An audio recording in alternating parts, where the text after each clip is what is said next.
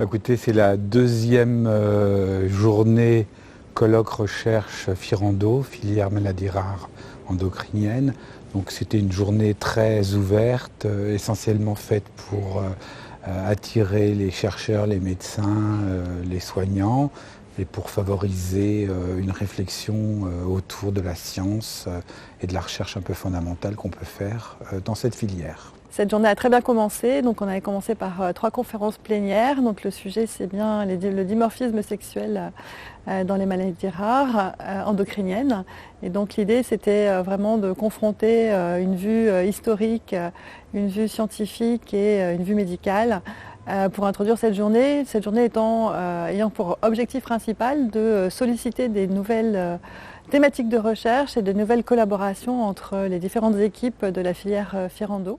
C'est une merveilleuse, normalement, opportunité de se retrouver entre les différents acteurs de FIRANDO pour faire émerger ce genre de projet. Ce que j'attends, c'est des discussions formelles pendant les exposés, et puis des discussions informelles pendant le déjeuner, à d'autres moments, pour que vraiment des projets nouveaux émergent. Alors donc, je travaille sur le récepteur des oestrogènes dans le tissu osseux.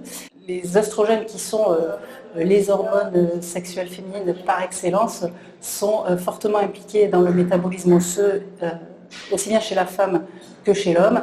Et des études animales nous permettent de voir que les oestrogènes ont un mode d'activation des sous-fonctions du récepteur qui sont similaires chez l'homme et chez la femme.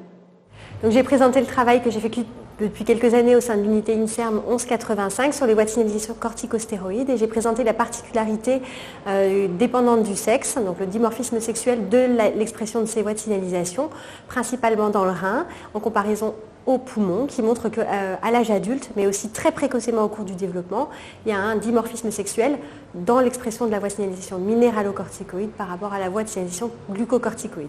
Donc moi, je m'intéresse en fait aux réponses dimorphiques entre les individus mâles et femelles donc des réponses des cellules immunitaires du cerveau qui sont les microglies. Or, ces cellules microgliales, ces cellules immunitaires sont impliquées dans plein de pathologies, et on a des biais, des prévalences chez les mâles ou chez les femelles en fonction de ces pathologies, avec les mâles plus affectés au cours du développement et les femelles dans des contextes plutôt neurodégénératifs. Donc moi je m'intéresse au contrôle de l'axe gonadotrope chez le fœtus humain. On aurait à ce moment-là, à un certain stade de développement chez le fœtus, des hypophyses des fœtus filles qui seraient dans un état de différenciation différent par rapport à celle du garçon.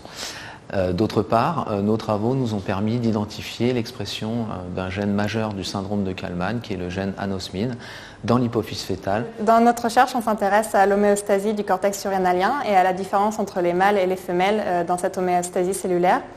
Et on a pu mettre en évidence qu'il y avait une prolifération plus importante dans le cortex surrénalien femelle, et que lorsqu'on traitait avec de la DHT, donc de la dihydrotestostérone, on pouvait inhiber cette prolifération. Et cela pourrait expliquer une des différences entre les mâles et les femelles.